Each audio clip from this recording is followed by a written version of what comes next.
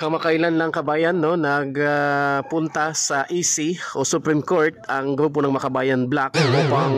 utusan ang kataas-taasang hukuman na ideklara si Vice President Sara Duterte na unconstitutional itong paggastos ng Vice ng 125 million na confidential fund ng opisina ni Vice President. At nais pa ng grupo ng Makabayan Black kabayan na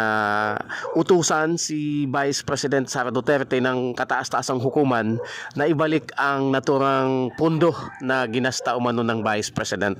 Para sa akin, itong petisyon na ginawa ng Makabayan Black, makakatulong ito sa bagabag o konsensya ng publiko upang malaman natin kung talaga bang illegal o wala bang kakayahan ang Vice President na gumasta o magkaroon ng confidential fund. Makakatulong ito sa publiko na malalaman natin kung tama ba na gumastos si Vice President Sara Duterte ng 125 million na confidential fund o ito ba'y ideklara ng kataas-taasang hukuman na unconstitutional.